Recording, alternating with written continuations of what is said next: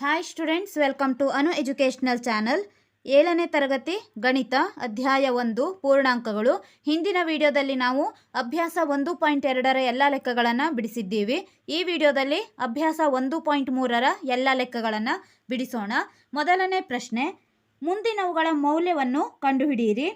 A -30 divided by 10. ನಾವು 30 divided by 10 ಈ ರೂಪದಲ್ಲೂ ಕೂಡ ಬರೆಯಬಹುದು. -30 ಡಿವೈಡೆಡ್ ಬೈ 10. ಈಗ 10ರ ಮಗ್ಗಿಯಲ್ಲಿ 10 ಒಂದಲೆ 10 ಮೂರಲೆ, ಇಲ್ಲಿ ಬಂದಂತಹ ಭಾಗಲಬ್ಧ 3, ಚಿಹ್ನೆ ಮೈನಸ್, ಆದ್ದರಿಂದ -30 ಡಿವೈಡೆಡ್ ಬೈ 10 ಈಕ್ವಲ್ಸ್ ಟು -3. ಎರಡನೇ ಪ್ರಶ್ನೆ, ಬಿ 50 ಡಿವೈಡೆಡ್ ಬೈ -5. ಇಲ್ಲಿ ನಾವು 50 ಡಿವೈಡೆಡ್ ಬೈ -5 ಈ ರೀತಿ ಬರೆಯೋಣ.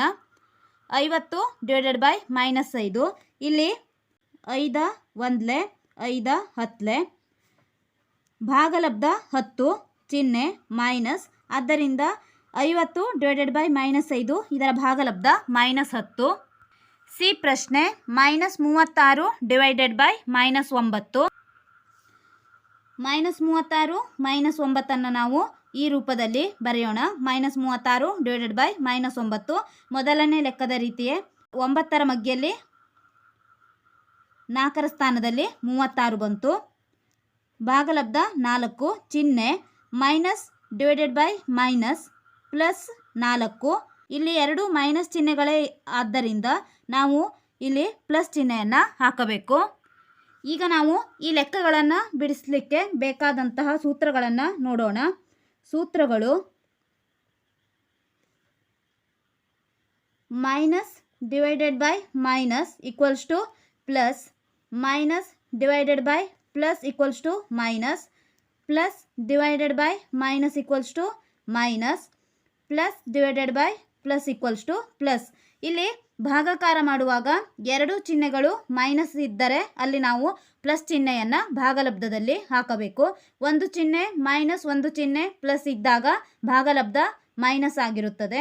ಒಂದು ಚಿಹ್ನೆ ಪ್ಲಸ್ ಮತ್ತು ಒಂದು ಚಿಹ್ನೆ ಮೈನಸ್ ಇದ್ದಾಗಲೂ ಭಾಗಲಬ್ಧ ಮೈನಸ್ ಆಗಿರುತ್ತದೆ. ಎರಡೂ ಸಂಖ್ಯೆಗಳು ಪ್ಲಸ್ ಆಗಿದ್ದಾಗ ಭಾಗಲಬ್ಧ ಕೂಡ ಪ್ಲಸ್ ಆಗಿರುತ್ತದೆ. ಇದೇ ರೀತಿ ನಾವು ಇಲ್ಲಿ ಚಿಹ್ನೆಗಳನ್ನು ಹಾಕೋಣ. ಡಿ -49 ಡಿವೈಡೆಡ್ ಬೈ 49 ಈ ರೂಪದಲ್ಲಿ ಬರೆದಾಗ -49 ಡಿವೈಡೆಡ್ ಬೈ 49. ಇಲ್ಲಿ ಎರಡು ಸಂಖ್ಯೆಗಳು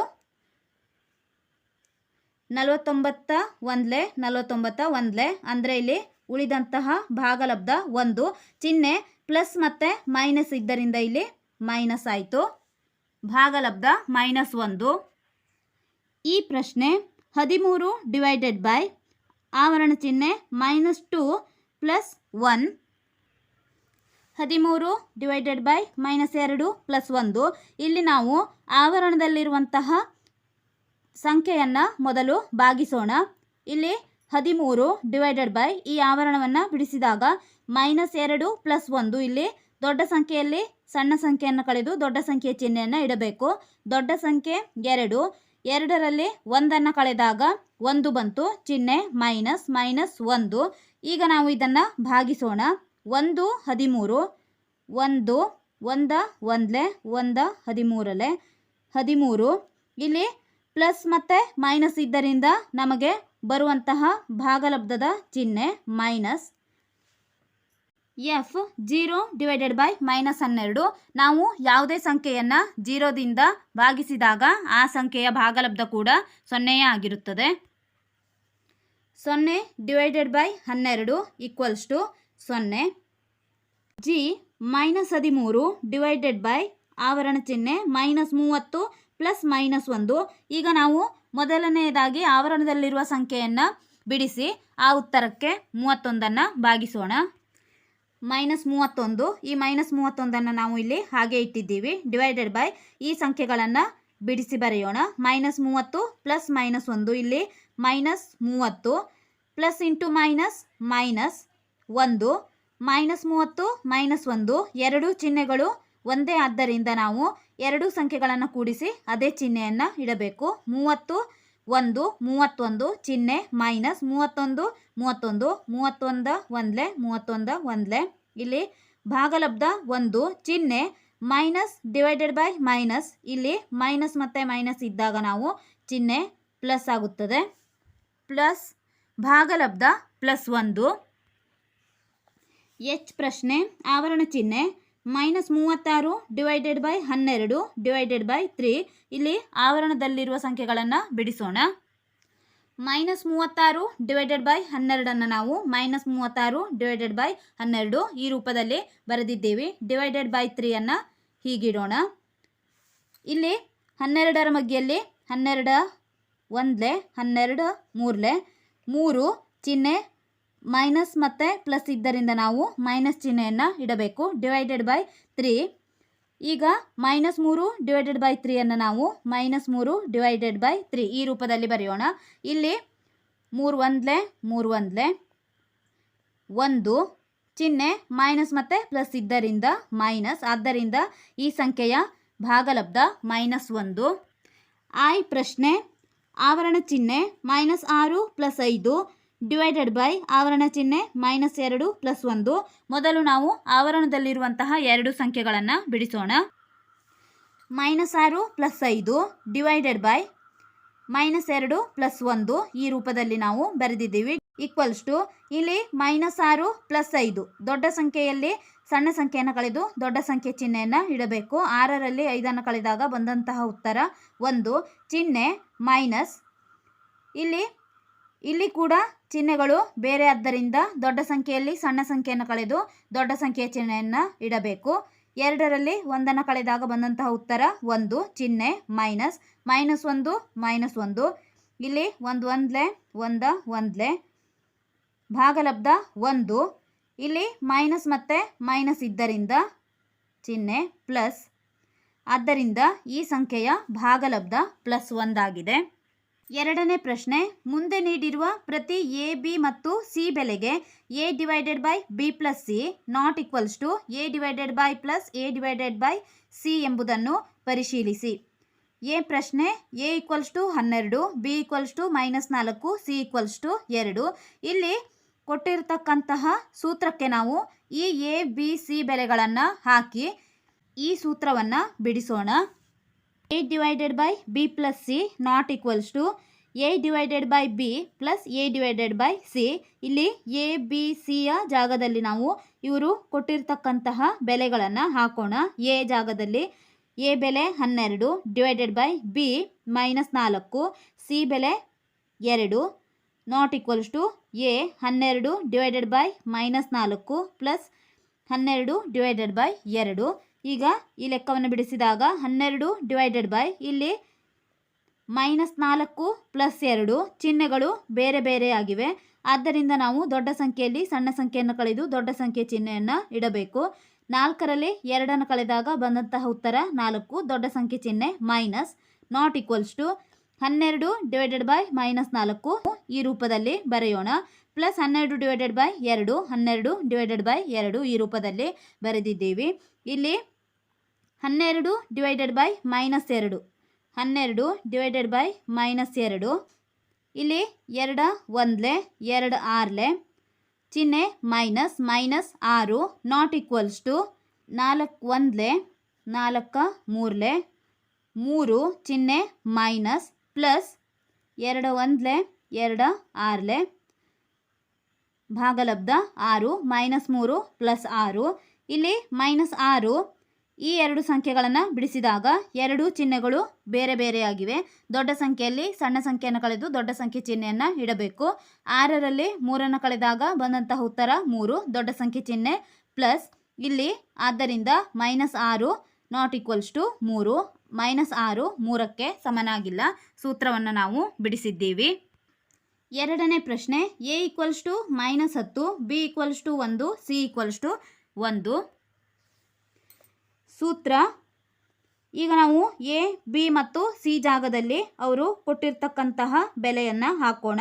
ಎ ಬೆಲೆ -10 ಡಿವೈಡೆಡ್ ಬೈ ಬಿ ಬೆಲೆ 1, ಸಿ ಬೆಲೆ 1 ನಾಟ್ ಈಕ್ವಲ್ಸ್ ಟು ಎ ಬೆಲೆ -10 ಡಿವೈಡೆಡ್ ಬೈ ಬಿ ಬೆಲೆ 1 ಪ್ಲಸ್ ಎ ಬೆಲೆ -10 ಡಿವೈಡೆಡ್ ಬೈ ಸಿ ಬೆಲೆ 1.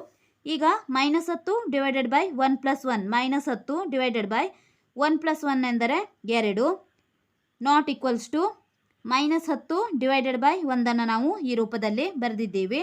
Plus -10 divided by -1. ಇಲ್ಲಿ 2 1 2 5 5 ಭಾಗಲಬ್ಧ ಚಿಹ್ನೆ ಮೈನಸ್ ನಾಟ್ ಈಕ್ವಲ್ಸ್ ಟು ಇಲ್ಲಿ 1 1 1 10 ಚಿಹ್ನೆ ಮೈನಸ್ ಭಾಗಲಬ್ಧ 10 ಪ್ಲಸ್ ಮತ್ತೆ ಅದೇ ರೀತಿ 1ರ ಮಗ್ಗಿಯಲ್ಲಿ 1 1 1 10 ಇಲ್ಲಿ ಚಿಹ್ನೆ ಮೈನಸ್ ಭಾಗಲಬ್ಧ 10 -5 ನಾಟ್ ಈಕ್ವಲ್ಸ್ ಟು ಇಲ್ಲಿ ಈ ಎರಡು ಸಂಖ್ಯೆಗಳನ್ನು ಬಿಡಿಸಿದಾಗ ಚಿಹ್ನೆಗಳು ಸಮನಾಗಿವೆ, -10 -10. ಆದ್ದರಿಂದ ಈ ಎರಡು ಸಂಖ್ಯೆಗಳನ್ನು ನಾವು ಕೂಡಿಸಿ ಅದೇ ಚಿಹ್ನೆಯನ್ನು ಇಡಬೇಕು. ಉತ್ತರ -20. ಆದ್ದರಿಂದ ಇಲ್ಲಿ -5 ಮತ್ತು -20 ಎರಡು ಸಮನಾಗಿಲ್ಲ. ಈ ಸೂತ್ರವನ್ನು ನಾವು ಬಿಡಿಸಿದ್ದೇವೆ. ಮೂರನೇ ಲೆಕ್ಕ, ಖಾಲಿ ಸ್ಥಳ ತುಂಬಿರಿ. A 369 divided by dash equals to 369. ಇಲ್ಲಿ 369ಕ್ಕೆ ನಾವು ಯಾವ ಸಂಖ್ಯೆಯಿಂದ ಭಾಗಿಸಿದರೆ ಮತ್ತೆ ಅದೇ ಸಂಖ್ಯೆ ಬರುತ್ತದೆ ಎಂದು ನೋಡೋಣ. ಇಲ್ಲಿ ಮೊದಲು ಬರುವಂತಹ ಸಂಖ್ಯೆಗಳು ಭಾಜ್ಯ ಸಂಖ್ಯೆಗಳು, ಭಾಜಕ ಮತ್ತು ಭಾಗಲಬ್ಧ. ಭಾಜ್ಯ ಮತ್ತು ಭಾಗಲಬ್ಧ ಸಂಖ್ಯೆಗಳು ಒಂದೇ ಆಗಿರಬೇಕಾದರೆ ಭಾಜಕದಲ್ಲಿ ನಾವು 1 ಬರೆಯಬೇಕು. 369 ಡಿವೈಡೆಡ್ ಬೈ 1 ಈಕ್ವಲ್ಸ್ ಟು 369. ಯಾವುದೇ ಸಂಖ್ಯೆಯನ್ನು ನಾವು 1ರಿಂದ ಭಾಗಿಸಿದಾಗ ಮತ್ತೆ ಅದೇ ಸಂಖ್ಯೆ ಅದರ ಭಾಗಲಬ್ಧವಾಗಿರುತ್ತದೆ. ಬಿ ಪ್ರಶ್ನೆ, -75 divided by dash equals to -1.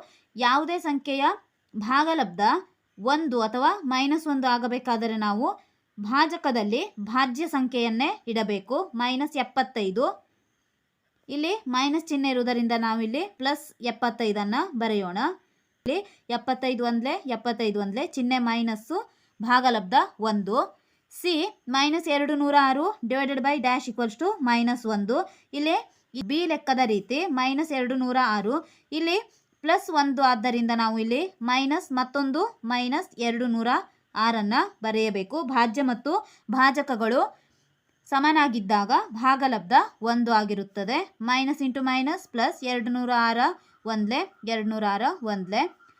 D -87 divided by dash equals to 87. A ಲೆಕ್ಕದಲ್ಲಿ ಹೇಳಿದಂತೆ ಭಾಗಲಬ್ಧ ಮತ್ತು ಭಾಜ್ಯ ಸಂಖ್ಯೆಗಳು ಸಮನಾಗಿರಬೇಕಾದರೆ ನಾವು ಭಾಜಕದಲ್ಲಿ 1 ಇಡಬೇಕು. ಇಲ್ಲಿ ಚಿಹ್ನೆ ಪ್ಲಸ್ ಇದ್ದರಿಂದ ಮೈನಸ್ ಡಿವೈಡೆಡ್ ಬೈ ಮೈನಸ್ ಎಂದು ಬರೆಯೋಣ. 1 1 1 87 ಮೈನಸ್ ಇಂಟು ಮೈನಸ್ ಪ್ಲಸ್ 87. ಈ ಪ್ರಶ್ನೆ ಭಾಜ್ಯ, ಭಾಜಕ, ಭಾಗಲಬ್ಧ.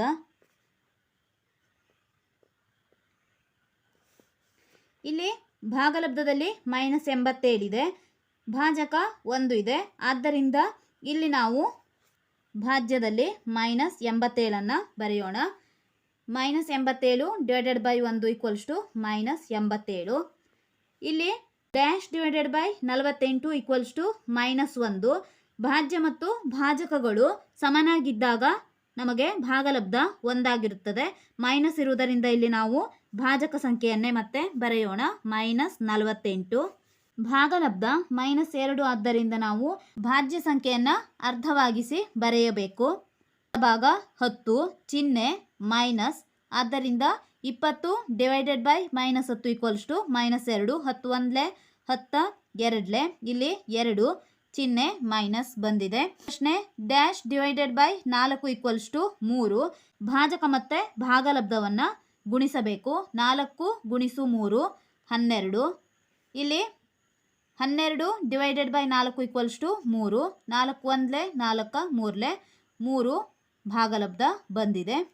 ನಾಲ್ಕನೇ ಪ್ರಶ್ನೆ, A divided by B equals to -3 ಆಗುವಂತೆ 5 ಜೊತೆ ಪೂರ್ಣಾಂಕ ಎ ಬಿಗಳನ್ನು ಬರೆಯಿರಿ. ಅಂತಹ ಒಂದು ಜೊತೆ 6 -2 ಏಕೆಂದರೆ 6 ಡಿವೈಡೆಡ್ ಬೈ -2 ಈಕ್ವಲ್ಸ್ ಟು -3.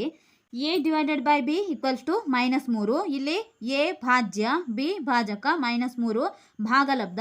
ಇಲ್ಲಿ ನಾವು ಯಾವುದೇ ಸಂಖ್ಯೆಗಳನ್ನು ಬೇಕಾದರೂ ತೆಗೆದುಕೊಳ್ಳಬಹುದು. ಮೊದಲನೆಯದಾಗಿ ನಾವು ಭಾಜಕ ಸಂಖ್ಯೆಗಳನ್ನು ಬರೆಯಬೇಕು. ಇಲ್ಲಿ 2 4 6 8 10 ನಾನು ಇಲ್ಲಿ 5 ಸಂಖ್ಯೆಗಳನ್ನು ತೆಗೆದುಕೊಂಡಿದ್ದೇನೆ. -2 -4 -6 -8 -10. ಇಲ್ಲಿ ಭಾಗಲಬ್ಧದಲ್ಲಿ ಮೈನಸ್ ಚಿಹ್ನೆ ಇರುವುದರಿಂದ ನಾವು ಭಾಜ್ಯ ಅಥವಾ ಭಾಜಕ ಈ ಎರಡು ಸಂಖ್ಯೆಗಳಲ್ಲಿ ಒಂದಕ್ಕೆ ನಾವು ಮೈನಸ್ ಚಿಹ್ನೆಯನ್ನು ಹಾಕಬೇಕು. ಇಲ್ಲಿ ಭಾಜಕ -2 ಭಾಗಲಬ್ಧ -3. ಆದ್ದರಿಂದ ನಾವು ಭಾಜ್ಯ ಸಂಖ್ಯೆ 2 ಗುಣಿಸು 3 ಅನ್ನು ಮಾಡಬೇಕು. 2 ಗುಣಿಸು 3 ಮಾಡಿದಾಗ ಇಲ್ಲಿ ಮೈನಸ್ ಇಂಟು ಮೈನಸ್ ಪ್ಲಸ್ 2 ಗುಣಿಸು 3 6 ಭಾಜ್ಯ 6. ಭಾಜಕದ ಎರಡನೇ ಸಂಖ್ಯೆ -4 ತೆಗೆದುಕೊಂಡಿದ್ದೀವಿ. 4 ಗುಣಿಸು 3 4 3 12 ಚಿಹ್ನೆ ಪ್ಲಸ್. ಇಲ್ಲಿ 6 ಗುಣಿಸು 3 18 ಚಿಹ್ನೆ ಪ್ಲಸ್. 8 ಗುಣಿಸು 3 24 10 ಗುಣಿಸು 3 30. ಐದನೇ ಪ್ರಶ್ನೆ, ಮಧ್ಯಾಹ್ನ 12 ಗಂಟೆಗೆ ಉಷ್ಣತೆಯು 0ಯಿಂದ ಮೇಲೆ 10 ಡಿಗ್ರಿ ಸೆಲ್ಸಿಯಸ್ ಇತ್ತು. ಮಧ್ಯರಾತ್ರಿಯವರೆಗೆ ಪ್ರತಿ ಗಂಟೆಗೆ 2 ಡಿಗ್ರಿ ಸೆಲ್ಸಿಯಸ್ನಂತೆ ಇಳಿಕೆಯಾದರೆ ಯಾವ ಸಮಯದಲ್ಲಿ ಉಷ್ಣತೆಯು 0ಗಿಂತ ಕೆಳಗೆ 8 ಡಿಗ್ರಿ ಸೆಲ್ಸಿಯಸ್ ಆಗಬಹುದು? ಮಧ್ಯರಾತ್ರಿಯಲ್ಲಿ ಉಷ್ಣತೆ ಎಷ್ಟಿರುತ್ತದೆ? 12 ಗಂಟೆಗೆ 10 ಡಿಗ್ರಿ ಸೆಲ್ಸಿಯಸ್ ಇದೆ, ಇದು ಮಧ್ಯಾಹ್ನ. ಇಲ್ಲಿ ನಾವು ಸಮಯವನ್ನು ಬರೆಯೋಣ. 12 1 ಗಂಟೆ 2 3 4 ಇಲ್ಲಿ 12 ಗಂಟೆಯವರೆಗೆ ನಾವು ಸಮಯವನ್ನು ಬರೆದಿದ್ದೇವೆ. ಈಗ ಉಷ್ಣತೆಯನ್ನು ಬರೆಯೋಣ. 10 ಇಲ್ಲಿ ಪ್ರತಿ ಗಂಟೆಗೆ 2 ಡಿಗ್ರಿ ಸೆಲ್ಸಿಯಸ್ನಷ್ಟು ಇಳಿಕೆಯಾಗುತ್ತಿದೆ. ಆದ್ದರಿಂದ 10ರಲ್ಲಿ 2 ಡಿಗ್ರಿ ಸೆಲ್ಸಿಯಸ್ ಕಡಿಮೆಯಾದರೆ 8 ಡಿಗ್ರಿ ಸೆಲ್ಸಿಯಸ್, ಮತ್ತೆ 2 ಡಿಗ್ರಿ ಸೆಲ್ಸಿಯಸ್ ಕಡಿಮೆಯಾದಾಗ 6 ಡಿಗ್ರಿ ಸೆಲ್ಸಿಯಸ್. ಇದೇ ರೀತಿ ನಾವು ಎರಡೆರಡು ಸಂಖ್ಯೆಯನ್ನು ಮೈನಸ್ ಮಾಡಿ ಬರೆಯೋಣ. 8 degree Celsius 6 degree Celsius 4 degree Celsius 2 degree Celsius 0 degree Celsius.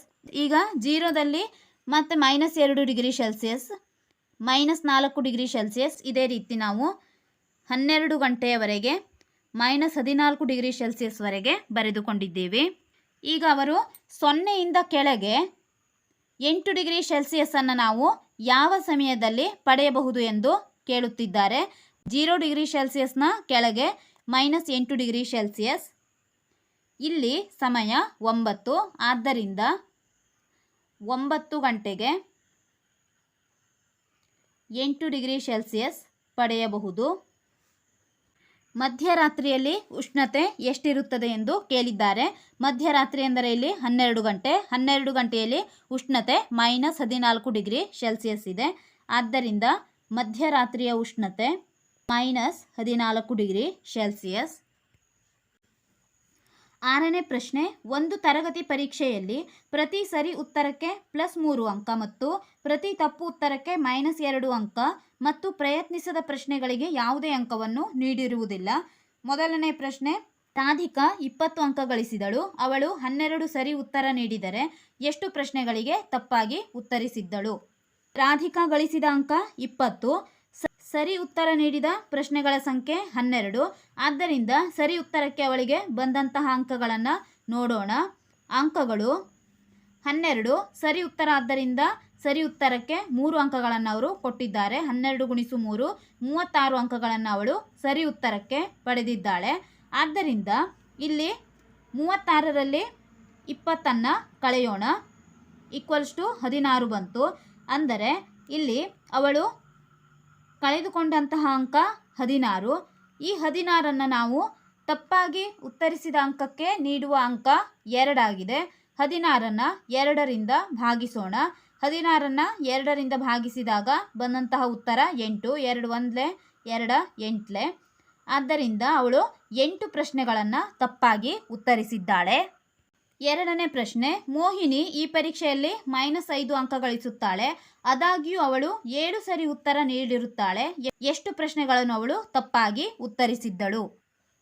Mohini ಗಳಿಸಿದ ಅಂಕ -5. ಅವಳು ಸರಿ ಉತ್ತರ ನೀಡಿದ ಪ್ರಶ್ನೆಗಳ ಸಂಖ್ಯೆ 7. ಆದ್ದರಿಂದ ತಪ್ಪಾದ ಪ್ರಶ್ನೆಗಳ ಸಂಖ್ಯೆ ಎಷ್ಟು ಎಂದು ನಾವು ಕಂಡುಹಿಡಿಯಬೇಕು. ಈಗ ಸರಿ ಉತ್ತರಕ್ಕೆ ಬಂದ ಅಂಕಗಳನ್ನು ಕಂಡುಹಿಡಿಯೋಣ. ಸರಿ ಉತ್ತರಕ್ಕೆ ಬಂದ ಅಂಕ 7 ಗುಣಿಸು 7 ಪ್ರಶ್ನೆಗಳು ಸರಿ ಉತ್ತರ ನೀಡಿದ ಪ್ರಶ್ನೆ ಗುಣಿಸು 3 ಸರಿ ಉತ್ತರಕ್ಕಿರುವ ಅಂಕ. 7 ಗುಣಿಸು 3 21. ಈಗ ನಾವು ಸರಿ ಉತ್ತರದಲ್ಲಿ ತಪ್ಪು ಉತ್ತರಗಳ ಅಂಕವನ್ನು ಕಳೆಯೋಣ. 21 ಮೈನಸ್ ಅವಳು ಪಡೆದ ಅಂಕ -5. ಆದ್ದರಿಂದ 21 -5. 21 ಇಲ್ಲಿ -× -+5 = 21 + 5 26. ಈಗ ನಾವು ತಪ್ಪಾದ ಪ್ರಶ್ನೆಗಳ ಸಂಖ್ಯೆಯ ಅಂಕ -2 ಆಗಿದೆ. ಅದನ್ನು ಭಾಗಿಸೋಣ. ಇಲ್ಲಿ 2 1 2 13. ಆದ್ದರಿಂದ ಅವಳು 13 ಪ್ರಶ್ನೆಗಳಿಗೆ ತಪ್ಪು ಉತ್ತರವನ್ನು ನೀಡಿದ್ದಾಳೆ. 7ನೇ ಪ್ರಶ್ನೆ, ಒಂದು ಎಲಿವೇಟರ್ ಪ್ರತಿ ನಿಮಿಷಕ್ಕೆ 6 ಮೀಟರ್ ವೇಗದಲ್ಲಿ ಗಣಿಯೊಳಗೆ ಇಳಿಯುತ್ತದೆ. ಅದು ನೆಲಮಟ್ಟದ ಮೇಲೆ 10 ಮೀಟರ್ನಿಂದ ಇಳಿಯಲು ಪ್ರಾರಂಭಿಸಿದರೆ -350 ಮೀಟರ್ ತಲುಪಲು ಎಷ್ಟು ಸಮಯ ತೆಗೆದುಕೊಳ್ಳುತ್ತದೆ? ಇಲ್ಲಿ ಪ್ರತಿ ನಿಮಿಷಕ್ಕೆ ಎಲಿವೇಟರ್ ಇಳಿಯುವ ದೂರ 6 ಮೀಟರ್. ಆದ್ದರಿಂದ -350 ಮೀಟರಿಗೆ ತಲುಪಲು ಬೇಕಾದ ಸಮಯ -350 ಡಿವೈಡೆಡ್ ಬೈ ಪ್ರತಿ ನಿಮಿಷಕ್ಕೆ ಇಳಿಯುವ ದೂರ 6 ಇಲ್ಲಿ 6 1 6 7 35 -7 0 ಉಳಿಯಿತು 70 -70. ಅದು 10 ಮೀಟರ್ ಮೇಲಿನಿಂದ ಇಳಿಯಲು ಪ್ರಾರಂಭಿಸಿದೆ. ಆದ್ದರಿಂದ ನಾವು ಇಲ್ಲಿ 70ರಲ್ಲಿ 10ಅನ್ನು ಕಳೆಯೋಣ. 10 ಮೀಟರನ್ನು ಮೈನಸ್ ಮಾಡಿದಾಗ 70 -10 60 ನಿಮಿಷ. ಇಲ್ಲಿ 60 ನಿಮಿಷ ಎಂದರೆ 1 ಗಂಟೆ. ಆದ್ದರಿಂದ ಅದು -350 ಮೀಟರಿಗೆ ತಲುಪಲು ಬೇಕಾದ ಸಮಯ 1 ಗಂಟೆ. ಈ ವಿಡಿಯೋದಲ್ಲಿ ನಾವು ಅಭ್ಯಾಸ 1.3ರ ಎಲ್ಲ ಲೆಕ್ಕಗಳನ್ನು ಬಿಡಿಸಿದ್ದೇವೆ. ಮುಂದಿನ ವಿಡಿಯೋದಲ್ಲಿ ಅಧ್ಯಾಯ 2 ಭಿನ್ನರಾಶಿಗಳು ಮತ್ತು ದಶಮಾಂಶಗಳು ಪಾಠದ ಅಭ್ಯಾಸದ ಲೆಕ್ಕಗಳನ್ನು ಬಿಡಿಸೋಣ. ನಮ್ಮ ಚಾನೆಲ್ನ ಎಲ್ಲ ಹೊಸ ವಿಡಿಯೋಗಳಿಗಾಗಿ ಅನು ಎಜುಕೇಷನಲ್ ಚಾನೆಲ್ನ ಲೈಕ್ ಮಾಡಿ, ಶೇರ್ ಮಾಡಿ, ಸಬ್ಸ್ಕ್ರೈಬ್ ಮಾಡಿ, ಹಾಗೆ ಪಕ್ಕದಲ್ಲಿರುವ ಬೆಲ್ ಐಕಾನ್ ಪ್ರೆಸ್ ಮಾಡಿ.